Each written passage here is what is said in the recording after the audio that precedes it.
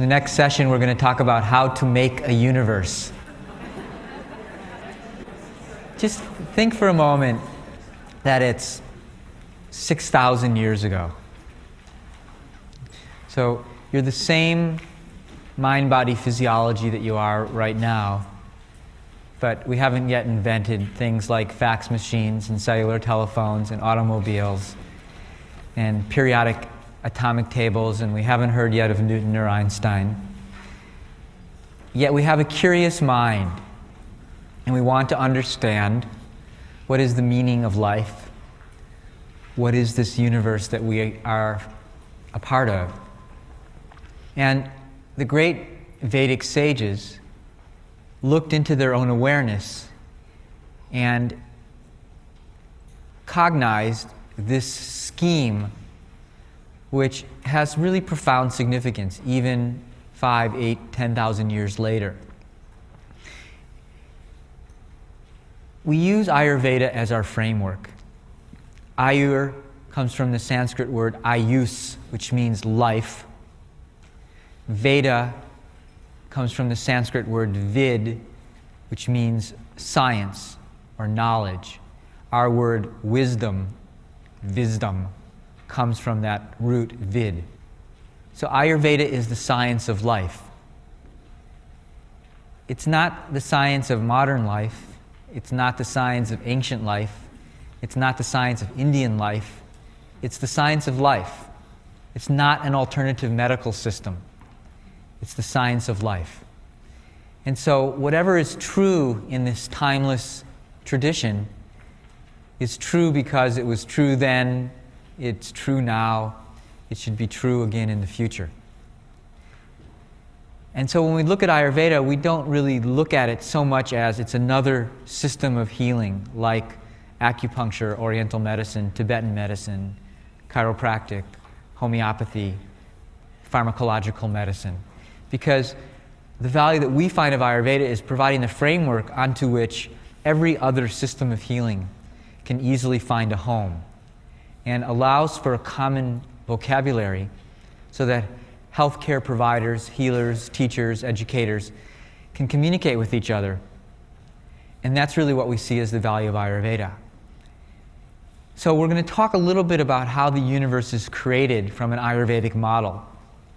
This is a very abstract session, and I would just encourage you to not strain about it. Okay?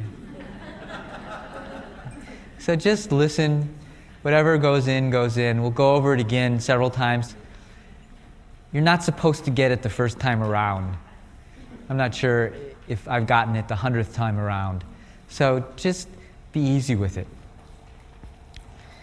Again, the basic premise of Ayurveda is that consciousness is primary, matter is secondary. It's really the reverse of what we were raised with up until quantum physics became a more predominant paradigm.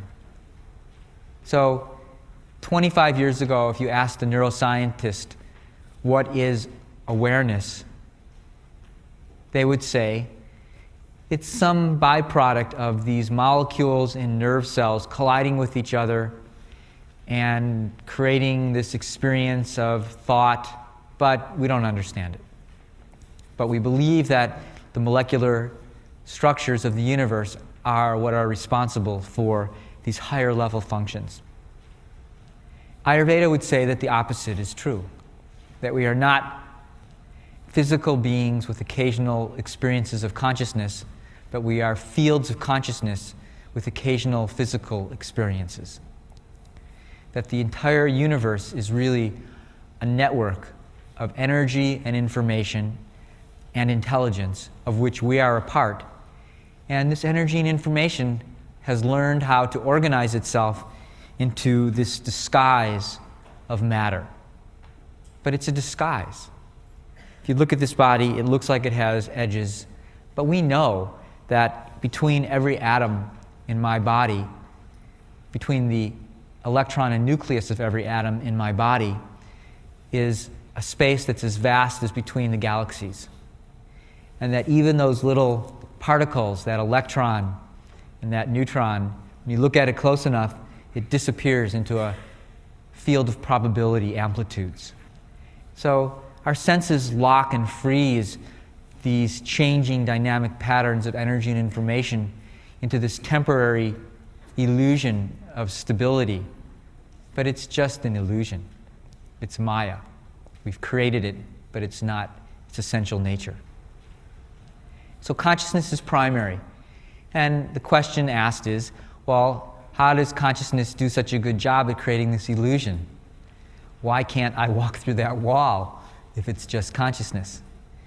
And so Ayurveda looked at that and came up with a beautiful scenario of how we create reality. In Sanskrit, it's known as Sankhya, which means enumeration. It just means that process of quantifying reality, quantifying the unquantifiable. So we start with something that we can't even begin with because it really has no beginning. The word is avyakta in Sanskrit, but we can just call it the unmanifest, which is the closest word we have to something that really can't allow any word to be applied to it. Right? How do we describe the indescribable? We say it's indescribable. How do we describe the unmanifest? We say it's unmanifest. Within the unmanifest, according to Ayurveda, there are these two qualities, two forces, two essential concepts. Because we're really still entirely in the realm of consciousness. There's nothing to show for it. We can't prove it. We infer it. But it's just an idea. And what are those concepts? One is the concept of pure being, known as Purusha. Pure being means it never manifests, it never wants to manifest, it never will manifest. It's unmanifest. It's the unmanifest part of the unmanifest that never has any interest in manifesting. Okay? It's totally happy in being non-existent. Now, if that's all there was, we wouldn't be here. Okay? So fortunately for us, there's another part of the unmanifest called Prakruti, which is that creative potential. It's the part of the unmanifest that actually would like to manifest. Unlike Purusha, which is quite comfortable just being totally in the abstract, Purusha, although it is totally abstract, would like to, at some point, become less abstract. So it's that part of creation, part of consciousness, part of spirit that has the impulse to create. So what does it do when it creates? So here you are the unmanifest. You're even before God. Okay? So you're just unmanifest. There's a part of you says, oh, let's just stay here. The other part says, no, let's go somewhere. No, let's just stay here. No, let's go somewhere. So the part that wants to go somewhere, Prakruti, creative potential, begins. So it creates. What does it create? It creates awareness. So it's awareness, the state of awareness. Up until this point, there's no awareness because it's completely unmanifest. There's just this impulse to awareness. Now there's awareness. That awareness is called Mahat, great, like Mahatma Gandhi, the greatness. It's that awareness of cosmic intelligence. What is it aware of? Itself. There's nothing else to be aware of. All it has so far is that spur towards awareness. That's the state that we go into when we go into the gap. We go beyond any forms and phenomenon. We just go into awareness. We're awake. Awake of what? Just awake of my own awakeness. When the Buddha became enlightened, people asked him, well, what are you? Are you a Messiah? Are you a prophet? Are you a God? He said, I am just aware. I'm just aware. So that experience of the creative potential becoming aware is this expression of cosmic intelligence, Mahat. One step further into manifestation, we become aware of the fact that we exist. And in that first step of awareness of existence, we begin to assume possession. I exist. First, there's just pure existence. There is no I. But when we reach this point of manifestation, then consciousness becomes aware of its own consciousness. Consciousness becomes conscious. Awareness becomes aware. And in that process is the birth of the ego. Ahankara means the I former. Ahakara, the former of the I, the creator of the I. So that's when that sense of possession dawns. We spend the rest of our lives in this realm. That's my body. Those are my toys. Mommy, he's eating my dinner. That's my business. That's my girlfriend. The ego is continuously attempting to gain authority. And so is the nature of consciousness. So we have the dawning of ego. Now, the ego is said to have these three qualities: creation, maintenance, and dissolution. Generation, operation, destruction. With the birth of the ego comes the birth of time. With the birth of time comes time-space reality, meaning beginning, middle, end. There's nothing that we can perceive that doesn't have a beginning and a middle and an end to it. The beginning in Ayurveda is known as sattva, that creative force, that force that wants to create, wants to generate new beginnings all the time. New beginnings, new beginnings, new beginnings. The maintenance, which is often involved in transformation, is known in Sanskrit as rajas. Rajas. And then that dissolution, that coming back down to unmanifest state, is known as tamas. But of course, anytime there's dissolution, there's automatically recreation. So in the transformation of a rosebud to a rose, the rose is being created at the same time that the bud is being destroyed. And that's true on everything. Every step along the way, there's creation, maintenance, dissolution. I once had a dream that I was in this very ethereal place along this beautiful shoreline. And at first I didn't think there was anything in the sand, but then I started to see that within the sand, these human-looking beings were emerging and then dissolving back into the sand, emerging and dissolving back into the sand. And what I saw was these sand mothers giving birth and at the same time bringing their babies back into the sand, bringing back into the sand. And I had this image of this hand of God at the same time that it clips the umbilical cord, giving rise to a new life. It's pinching off the airway of the previous death. It's just this continuous cycle of birth, death, rebirth, death. It's the nature of time to provide us with that experience. If that's all we know, then welcome to the land of suffering. But if we understand that beyond that field of change is this eternal field of non-change, then welcome to the land of bliss. And that's really the goal of Ayurveda, is to tolerate the ambiguity of the ever-changing universe on the field of a non-changing reality. One of the most brilliant things that I think Sigmund Freud ever said was that neurosis is the inability to tolerate ambivalence. So we're all basically neurotic. It's very hard to tolerate this ambivalence of being a localized human being with our intentions and desires and aspirations and hopes and wishes for personal fulfillment, at the same time knowing increasingly that we're really exactly the same as every other human being and every other manifestation on this planet. That ability to go from the unbounded to the bounded is really the definition of enlightenment, and that's really the goal of Ayurveda.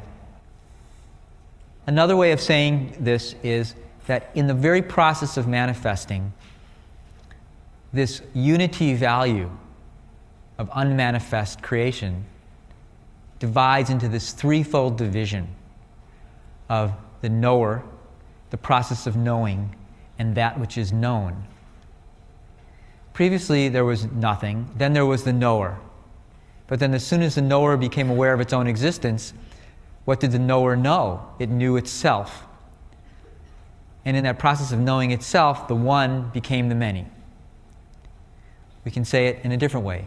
The seer, the scenery, in the process of seeing. The lover, the beloved, in the process of loving. Everything that we experience is on the basis of this threefold division. But we know that these three aspects are just different disguises of this unmanifest consciousness. Now, we've gotten to this very abstract level. Can we bring it down to earth? How do we perceive reality? What is reality?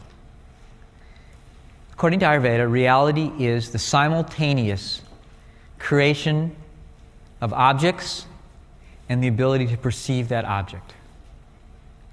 There's the age-old question, if a tree falls in the forest and there's no one there to hear it, was there any sound? Ayurveda asks that same question.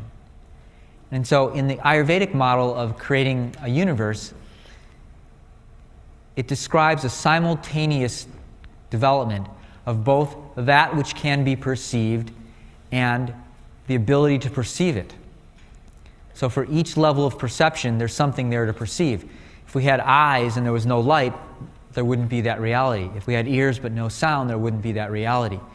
So the five sense perceptions are there to perceive the reality that's created at the same time. So let's talk about the five organs. These are known as the Gyanendriyas, the sensory organs. It's how we ingest the universe.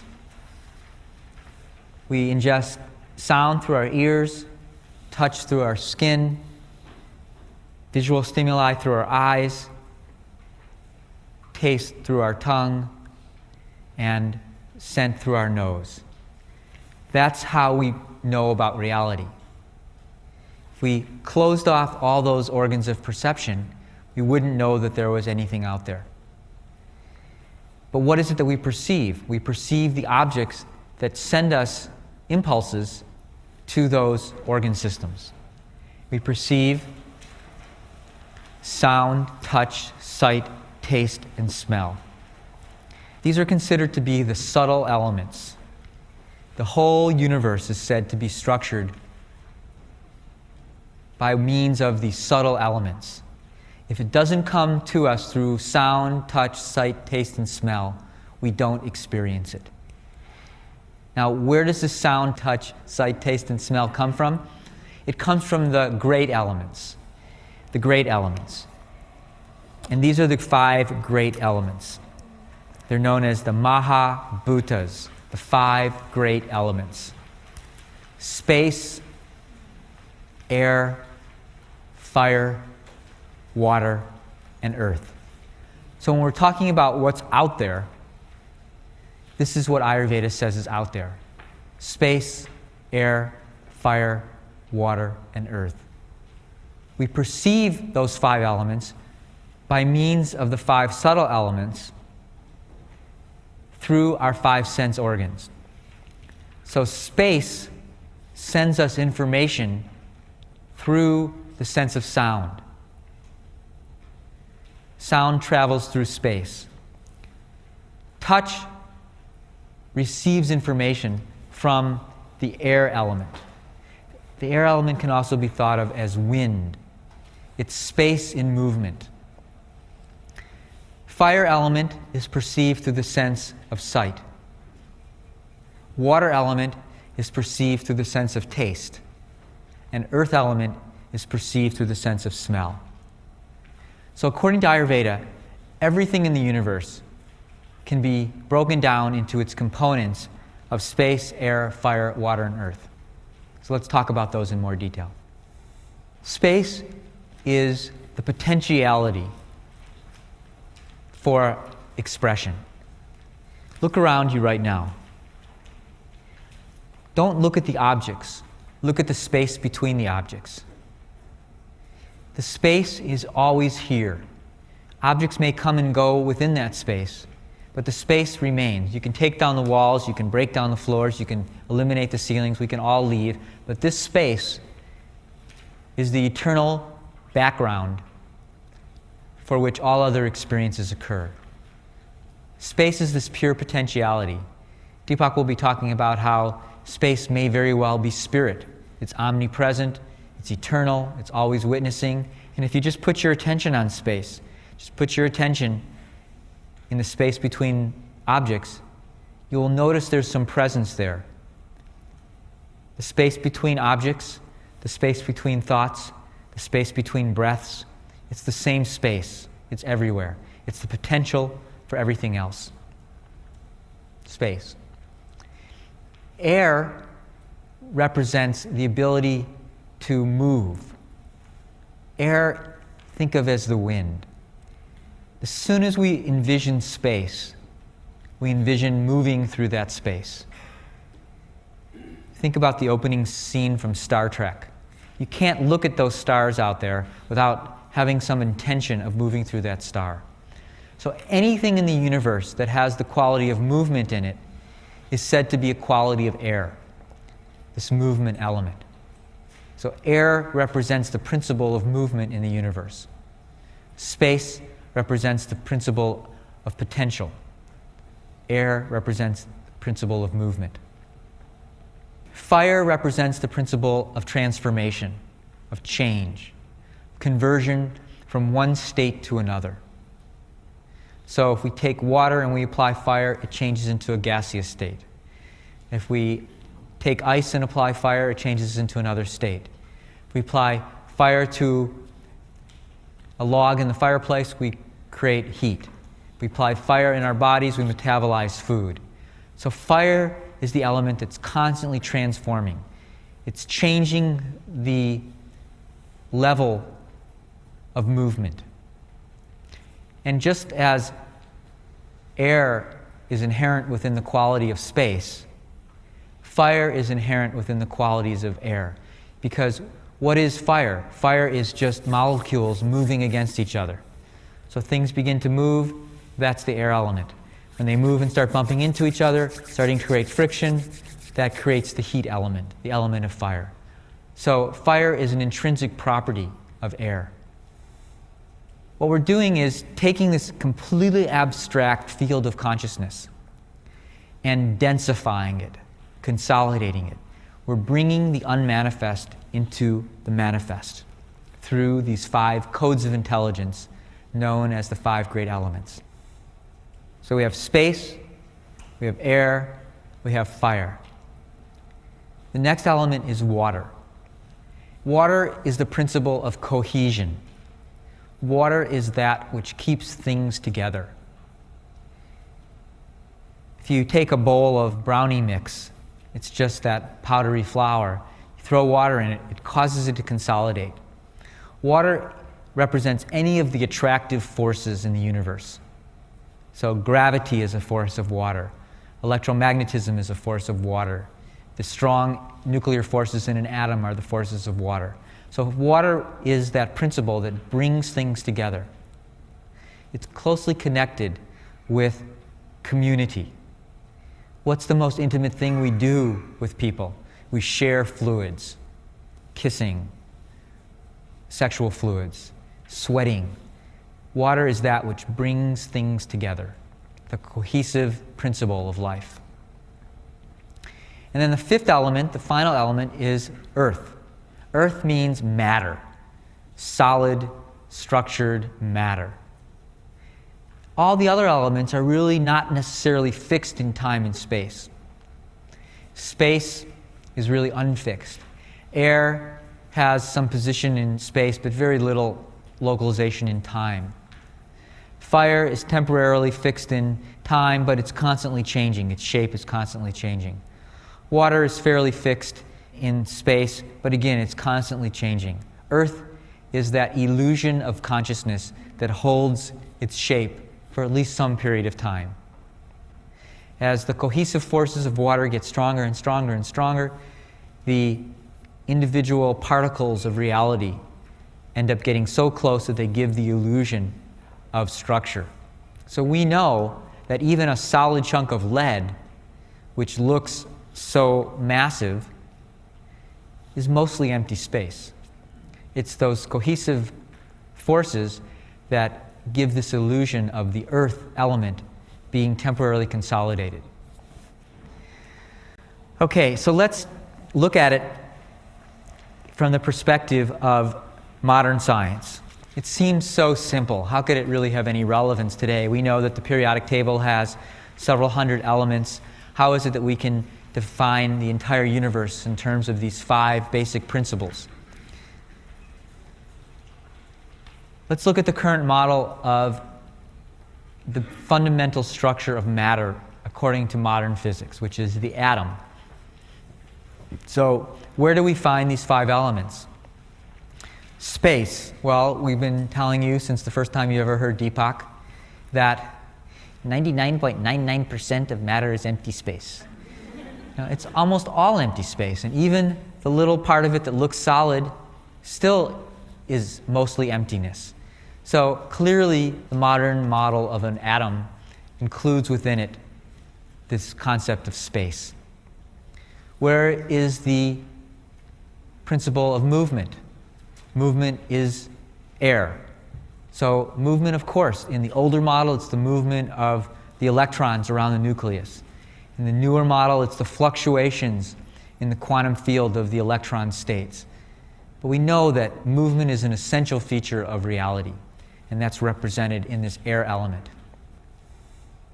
Where do we see the principle of fire, of energy, of transformation? Well, of course, it's the energy that's inherent in this conversion between mass and energy. E equals mc squared. We know that there's a tremendous amount of energy locked up in every atom, which is why we get so worried when the North Koreans or Saddam Hussein seem to be trying to tap into that energy. So energy is an essential aspect of our current model of the universe. Where do we see the principle of water, of cohesion? Well, obviously, it's what keeps the atom together. The electromagnetism that keeps the negative electron from flying off from the positively charged center of the nucleus of the atom. It's the strong nuclear forces in the center of the atom. So these cohesive forces are an essential aspect of our model of the universe. And where do we find the principle of Earth? Well, it's these individual particles, protons and neutrons and electrons, and if we want to go deeper, then the quarks and the elementary particles. So in our model, in our complicated quantum mechanical model of the universe, we still find these 5 elements in their principal form, and there's really nothing that falls outside of those 5 elements. So it's elegant. It's simple and it's elegant. Where do we find the 5 elements in our biological model? What's the fundamental unit of biology? The cell. So if this is a practical science, then we should be able to localize these 5 codes of intelligence into our modern biological model. Because again, if it's timeless, it shouldn't matter that we're 5,000 years later than when it was first elaborated. So where are the 5 elements? So where's the element of space? Space can be seen as the pores in the membrane. Now, it's emptiness. There's nothing there, but it's essential to life. Through these pores in the membranes, salts, water transport themselves. Molecules from the outside come through and interact with molecules on the inside. If you close off those pores in the membrane, life will not survive. So the emptiness is an essential feature of life. Where do we find the principle of movement, of air? Well, life is movement, continuously moving. We're zipping and unzipping DNA molecules.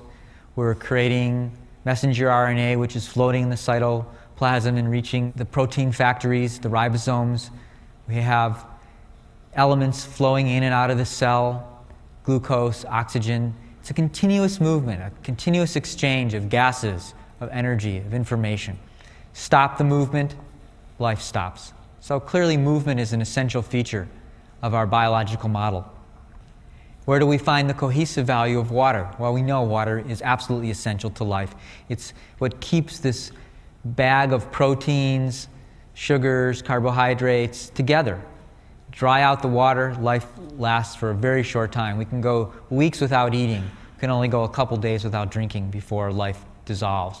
So that water element is really what keeps life flowing. And Earth are these individual particles, which many people haven't thought about since their biology days. The nucleus, the ribosomes, the liposomes, the mitochondria.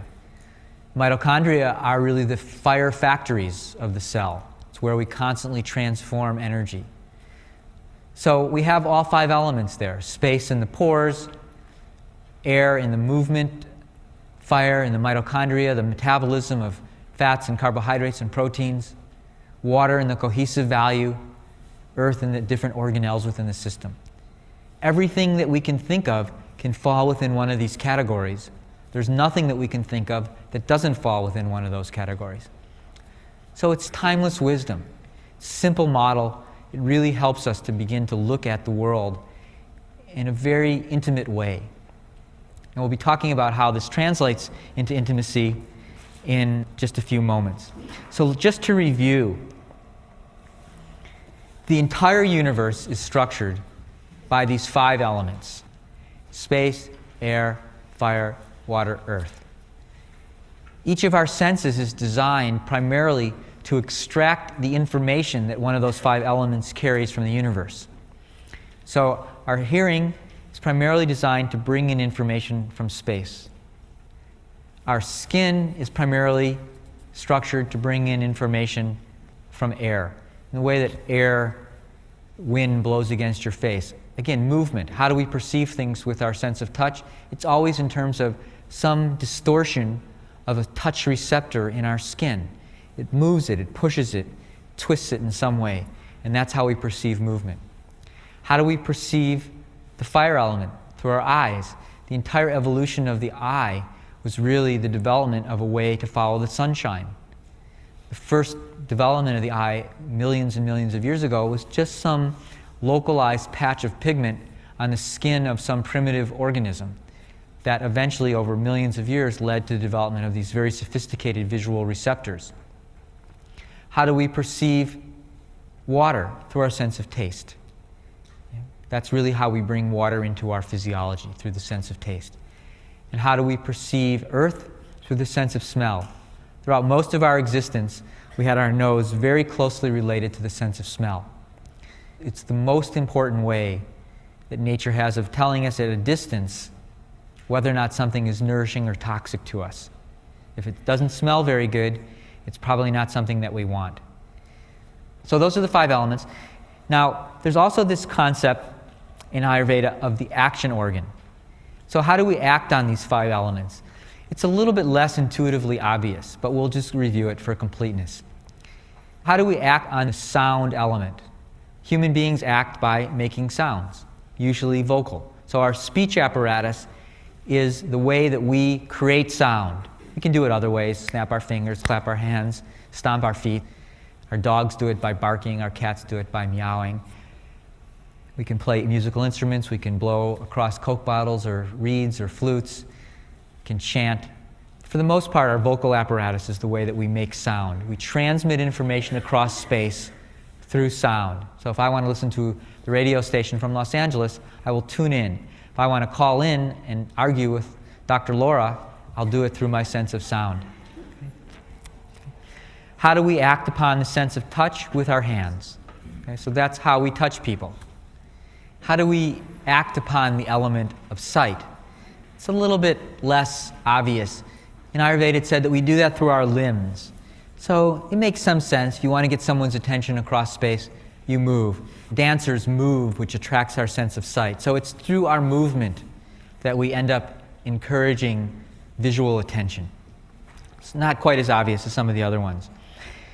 The same is true for the element of water, that it's said that we act upon the element water through reproductive fluids. So the ovum in the fluid that carries the ovum, the sperm in the fluid that carries the sperm, it's the way that we act upon that water element. And then finally, the means that we have to act upon the element of earth is to eliminate. And certainly we know that that's true, that basically what our waste products go back into the earth, nourish the soil, give rise to the next generation of growth.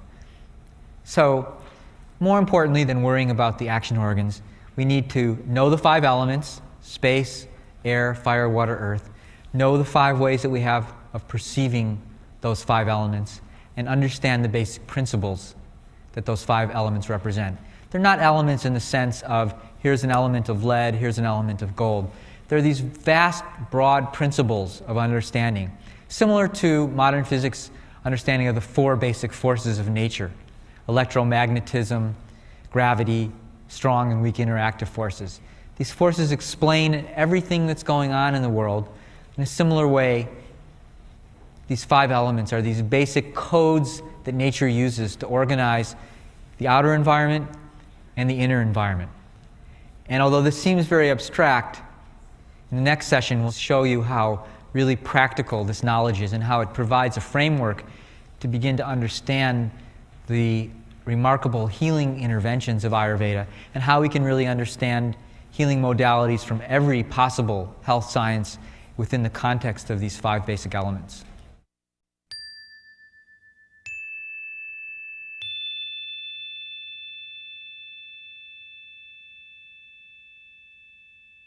One of the unique and really valuable aspects of applying Ayurvedic principles to healing is the recognition that people are different. That there isn't, in Ayurveda, there is not the expression that one size fits all. And that the more that we can understand the nature of the person that we are attempting to help, the more effective we'll be in whatever interventions we offer. As a Western physician, when I learned about diagnosis, primarily what I learned was to understand thoroughly the nature of the disease. So whether or not it was multiple sclerosis or muscular dystrophy or Parkinson's, when I studied the disease. In Ayurveda, there is a clear recognition of the importance of understanding the disease, but of equal importance is the understanding of the person who has the disease. And so in Ayurveda, diagnosis means thoroughly knowing the person who is out of balance and as a result is susceptible to some disease process. These basic principles that we talked about of space, air, fire, water, and earth begin to give us an understanding of how to characterize our uniqueness. We're all made up of the same stuff. Ultimately, we're all consciousness disguising itself. At the next level, we are consciousness disguising itself as the 5 elements. And then we'll see in this session how these 5 elements can combine into a variety of different expressions that begin to determine our uniqueness. So, according to Ayurveda, these 5 basic elements, we haven't used the Sanskrit terms. They're useful to at least hear. The Sanskrit term for space is akasha. Akasha. Sometimes if you read Ayurvedic books, you'll see space also referred to as ether, pretty much interchangeably. So akasha is space, that expansion element. The air element in Ayurveda in Sanskrit is known as vayu, vayu, that principle of movement. The fire element is known as tejas, principle of transformation, of metabolism. The water element is known as jala, principle of cohesion. And the earth element is known as prithvi, principle of mass, of structure. So akasha, vayu, tejas, jala, prithvi, but we'll stick with space, air, fire, water, and earth. Now, according to Ayurvedic theory, these 5 elements in biological systems, particularly in human biological systems, combine to form the three mind-body principles. This is a Sanskrit word that you should know. The word is dosha. Dosha. The 5 elements combine to form 3 doshas. The first dosha is combined of the elements of space and air, and it's known as vata. Vata. The second element is primarily composed of fire, though it has a little bit of water in it. That's known as pitta. Not pita like the bread, but pitta. And the third element is composed of water and earth, and it's known as kapha. We don't have a good translation for these words in English. Sometimes when we're doing a very straight presentation, we talk about it as movement, transformation, and structure. Sometimes you'll hear them referred to as air, fire, and earth. For the purposes of this course, let's use the Sanskrit. Vata, pitta, kapha. Say it together. Vata, pitta, kapha. So, space and air make up vata. Fire and water make up pitta. Water and earth make up kapha. So, without knowing anything else, which dosha would you predict would be the heaviest? Kapha, because it's made up of earth and water. Which dosha would you predict would be the lightest? Vata, space and air. There's not much lighter than that. Which dosha would you predict would be the hottest? Pitta. Okay?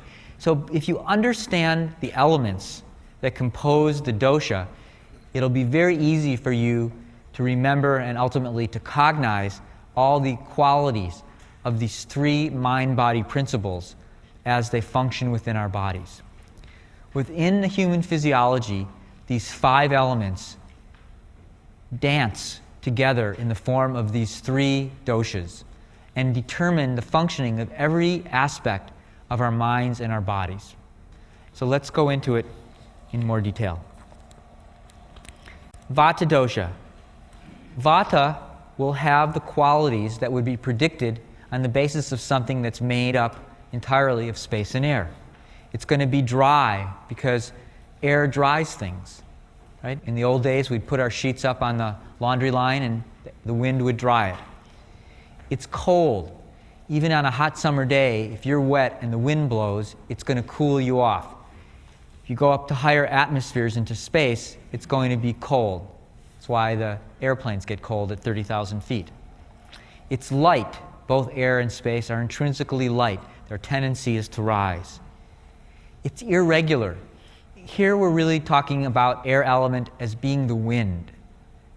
Are there any sailors in the group? Any sailor remembers and knows that the wind is unpredictable. It'll come, it'll go, it'll come, it'll go. That's the nature of vata. It's always changing. It's mobile, it's movable. Nothing really moves except that the wind is blowing it. So you can see leaves being carried across your yard, but the leaves aren't moving. It's the wind that's pushing those leaves. So it has a mobile quality. It's quick, it changes rapidly. And it's roughening. Nothing like a sandstorm blowing through to roughen up the situation. If the air is drying out your skin, it's causing a roughness there. So these are the essential qualities of vata wherever it functions in the body. The way to think about pitta is it's like a chemical fire. It's like an acid. It's fire within a media of water. And so it's a chemical fire. And it has these qualities. Of course, since it's fiery, it's hot. It's moist because of the water element. It's still light. Fire is light. It still tends to cause things to rise. When you add heat to something, it tends to lighten it. It's quite intense. It tends to be penetrating, like a fire that's moving through a forest. It's fluid, and many of the digestive fluids are really pitta, bile, stomach acid. They're this fluid fire that helps to digest things. It's pungent, meaning it has a spicy effect when you taste it.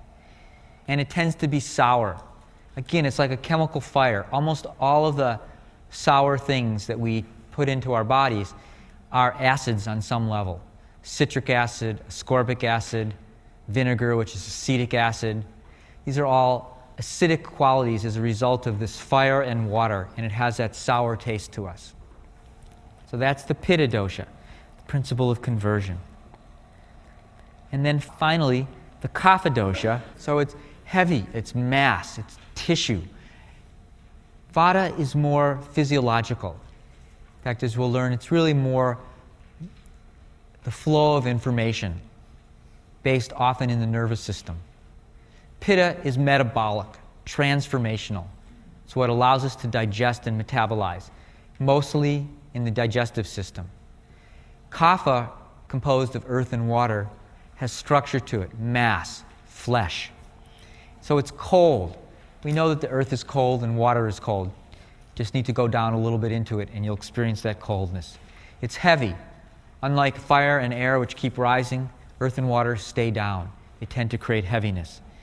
It's much more stable.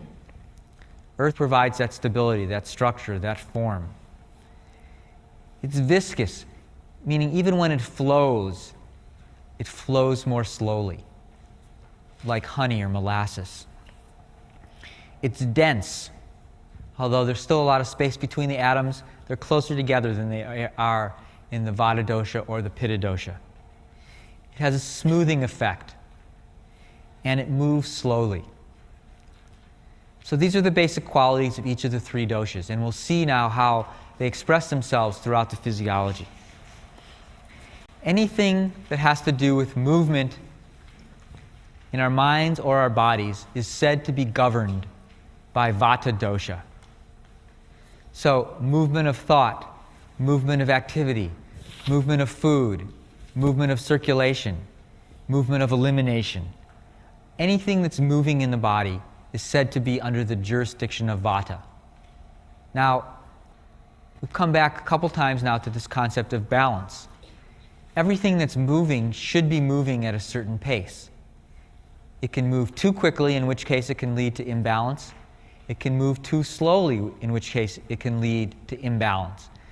So with every dosha, with every principle, the goal is to find what is its correct pattern, its correct rhythm, its correct cycle, and to reestablish that if we've lost that rhythm. So in the mind, we want the Vata dosha to be present to govern that creative thought process. If Vata is too dull, then we won't have any new thoughts. If Vata is too active, then our minds will be racing. We'll have anxiety or insomnia.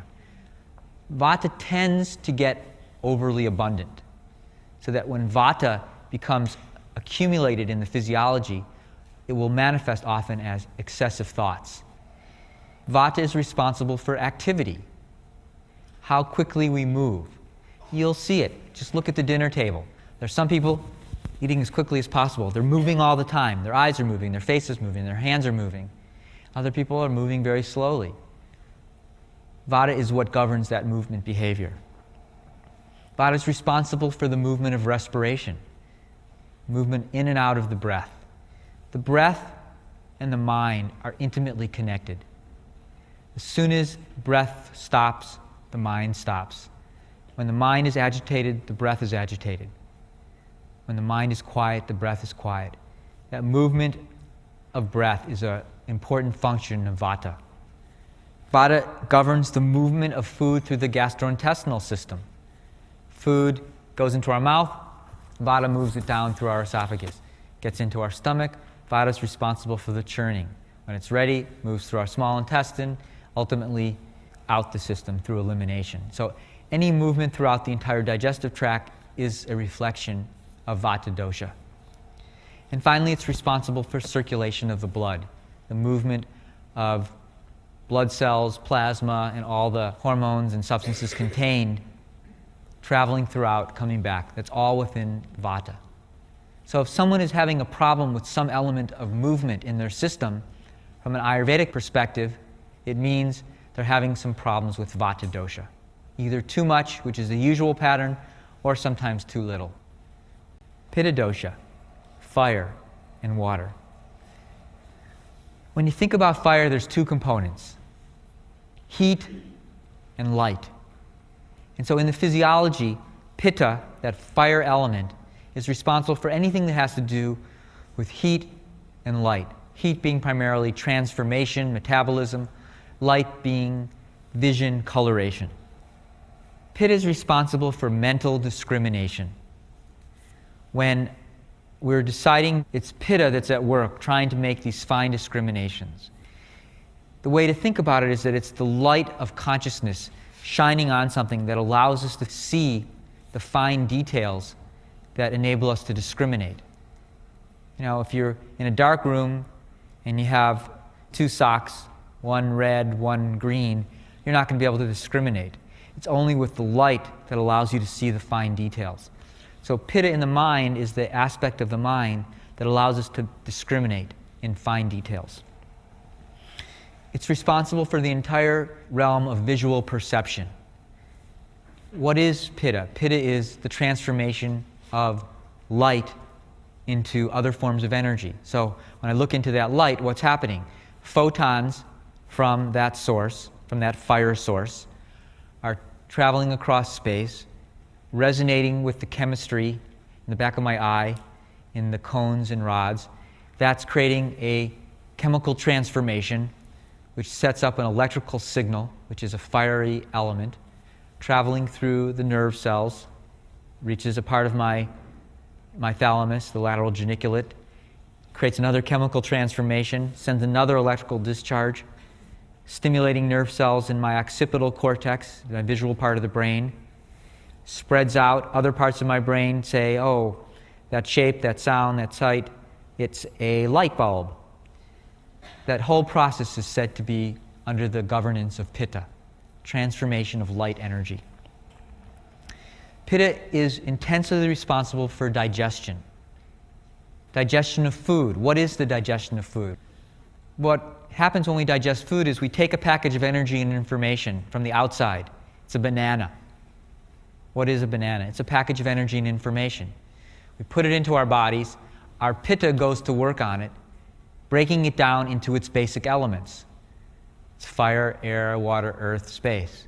Then my pitta goes back to work at recreating it. So this banana that was a banana yesterday, today is part of my liver or part of my muscle cells. That process of digestion is the process of breaking down and then reformulating these 5 basic elements into a new form that's useful to us, and extracting the energy that we need to carry on our daily behaviors. As we'll talk, digestion in Ayurveda doesn't just mean digestion of food. If this is the first time you've heard me talk about pitta, then your mental pitta is digesting these ideas. It's trying to break it down into other concepts that you've heard before, trying to discriminate, trying to absorb certain things, trying to reformulate a new mental body that now includes this new type of mental tissue. So we're constantly digesting the universe, and pitta is that element that governs that digestion. It's responsible for coloration. Pretty much anything in the body that has color or pigment to it is governed by pitta. So the blood, which is red and hot, is governed by pitta. The muscles, which have myoglobin in it, another pigmented substance, is governed by pitta. The bile, which is green, the stomach acid, which is yellow, has pitta to it. So almost anything in the body that has a color in the red, yellow, orange family is under the function of pitta and reflects some digestive process. And finally, pitta is responsible for regulating our temperature. What an amazing thermostat we carry within us, right? It can be 50 degrees outside, we maintain a core temperature of 98.6. It can be 102 degrees outside, we maintain a core temperature. So it's that pitta, that fire element, which turns on the furnace when it's getting too cold, turns down the furnace when it's getting too hot. Pitta governs that metabolic functioning that maintains a constant temperature. Okay? And kapha, earth and water, provides structure. The earth element provides structure with water. The water element provides lubrication. So kapha is really responsible for anything in the body that has to do with structure or lubrication. In the nervous system, kapha is responsible for cooling off and nurturing. So it really governs the production, the circulation of cerebral spinal fluid. It's responsible for the perception of taste. If you dry your tongue out, sit with your tongue out of your mouth for a couple minutes and then put something on it, you won't be able to taste it, because it's that water element that allows for these little tasty chemicals to be dissolved and to stimulate the chemical receptors on our tongue. So pitta is intimately involved in the taste perception.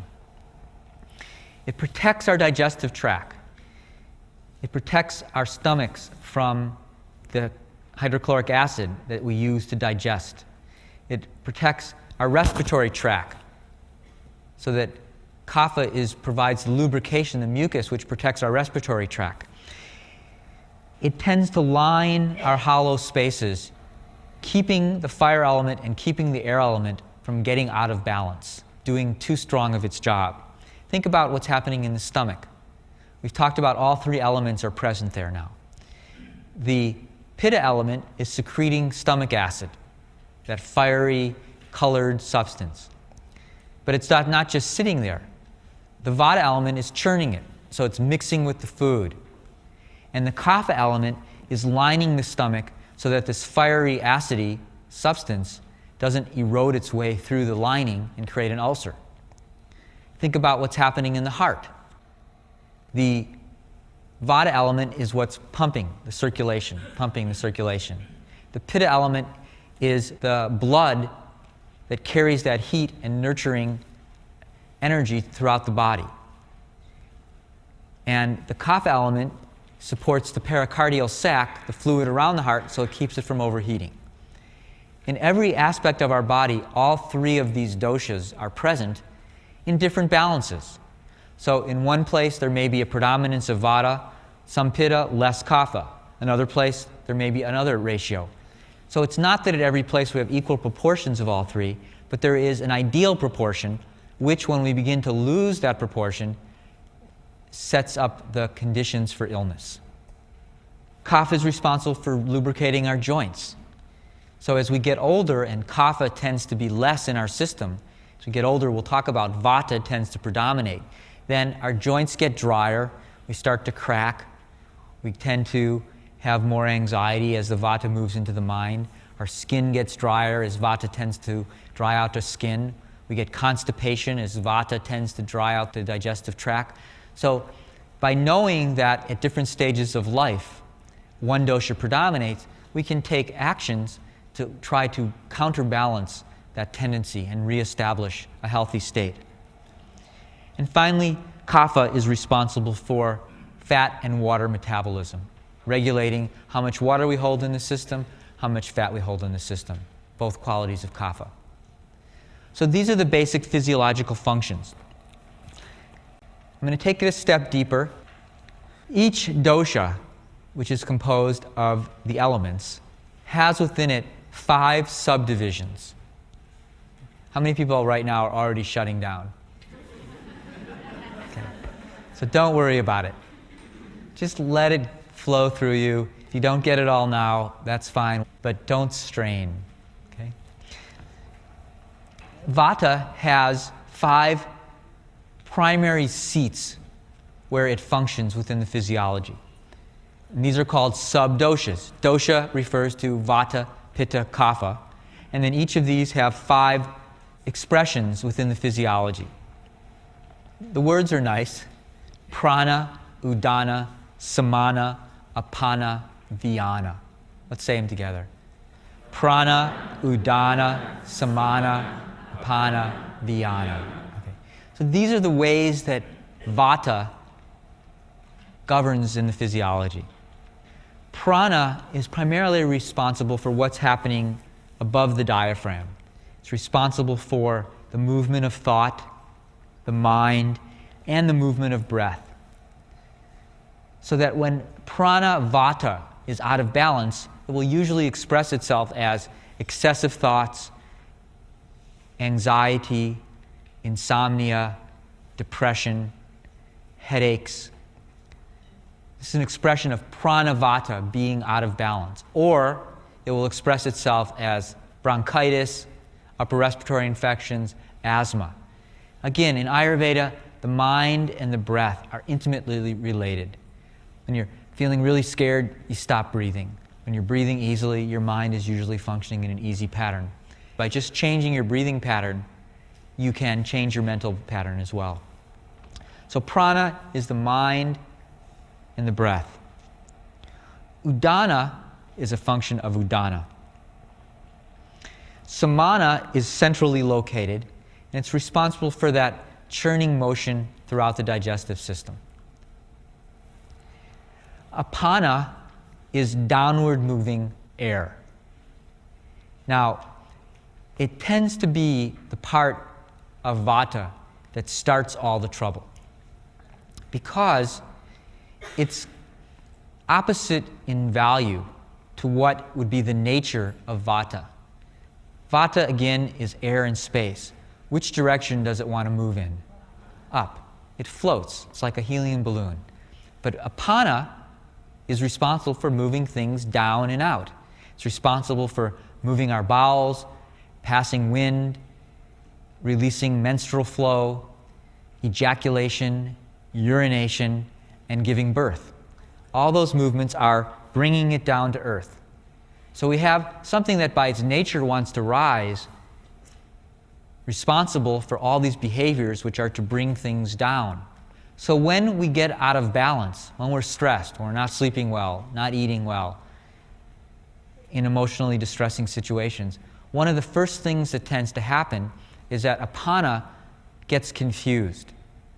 And instead of moving downwards, it starts to move upwards.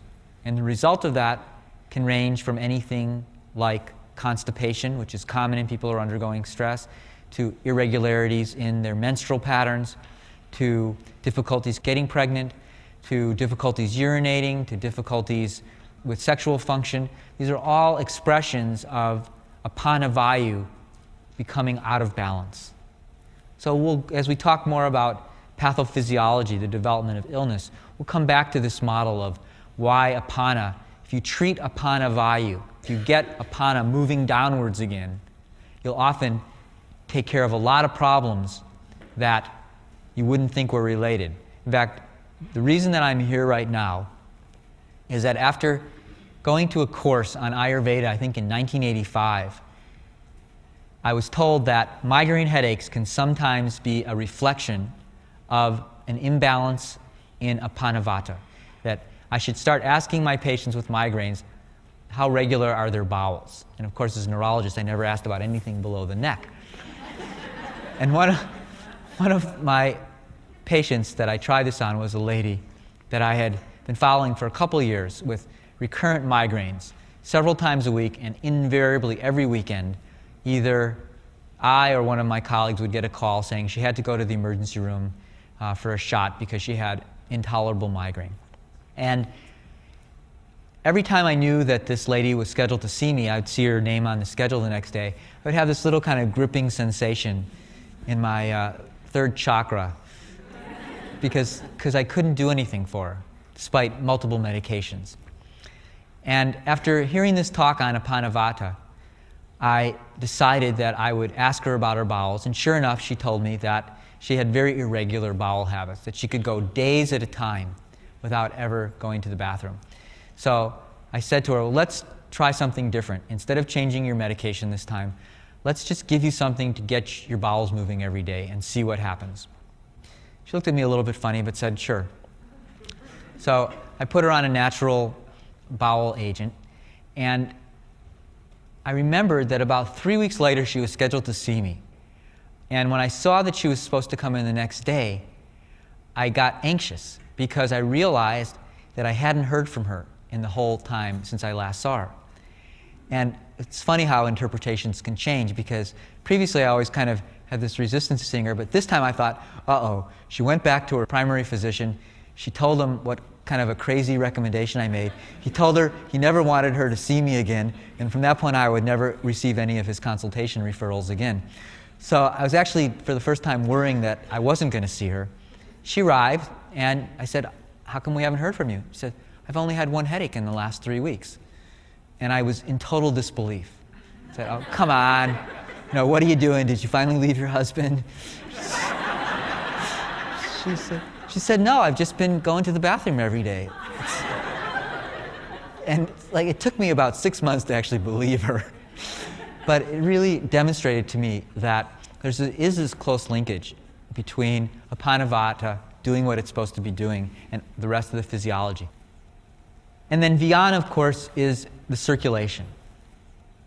So those are the 5 subdoshas.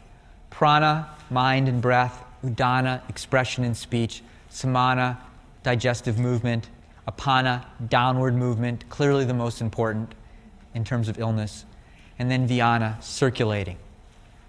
There are 5 forms of Pitta. Sadhaka, Alochaka, Pachaka, Ranjaka, Brajaka. Okay. So this is the way that fire element expresses itself in our physiology. Sadhaka, again, it's that fire element that allows us to discriminate. We all know people who are very intense and very discriminating. They will be able to argue any point. When sadhaka is balanced, it does its job appropriately. Meaning, you go to the grocery store, you say, oh, this green pepper looks great and fresh, this one doesn't look that great. But when sadhaka gets out of balance, when that fire element starts to get overheated, then it creates a sense of being critical, irritable, condemning, overly judgmental. And that's true for every one of these elements. It has a balanced state, and then if it gets aggravated, it will create imbalance, sense of discomfort, and ultimately illness. So sadhaka pitta is that which allows us to discriminate appropriately. Alochaka, again, is involved in that whole process of visual perception. Pachaka refers to the digestive fire. So it's what really allows us to break down food, extract the elements of nourishment that we need, and disregard the rest. Ranjaka is localized to the liver, and it's really responsible for detoxification, for imparting color to the blood. Ranjaka is the metabolic process of pitta that helps our body detoxify. So when we've been drinking too much alcohol or smoking, eating bad foods, the Ranjaka pitta keeps firing and firing and firing, and eventually either gets overwhelmed or creates a sense of toxicity in the system because we can't metabolize the toxins in our environment as quickly as we're ingesting them. And Brajaka pitta is localized in the skin. It governs the coloration of people. So the difference in color is a reflection of this Brajaka pitta. If it gets too activated, it creates skin rashes. It creates that red, irritable inflammation, fire, when it shouldn't be there. If you never see the sun, get very pale, you won't be able to metabolize the vitamin D that's necessary for building strong bones. So again, the right amount is what's essential to good health.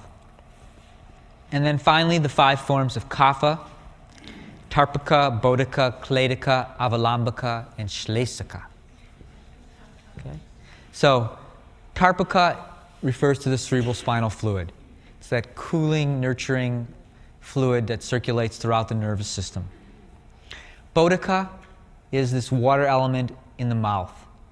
It has both digestive properties, cooling properties, allows us to taste. Kledika is the principle that governs the protective secretions of the stomach. So again, it's the mucus that lines the stomach, the digestive tract, that prevents the acid in the stomach from causing tissue damage.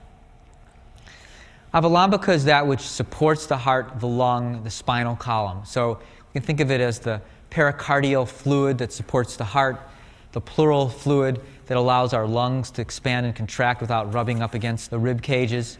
It also is the fluid within the intervertebral discs that give us the support in our spine. So in each of these cases, there has to be the right amount of fluid. If we accumulate too much fluid, we can have serious problems, as when people get an infection on their heart lining, that fluid accumulates, causes dysfunction with the heart. If we lose the fluid, it can also cause problems, as what happens when we have a degenerative disc. We get pain because that lubricating influence is no longer there. And then Shlesika refers to the synovial fluid in the joints.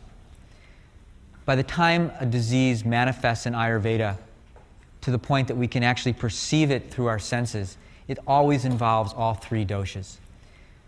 It's in the earlier stages of illness which it can be more of a reflection of some individual dosha imbalance.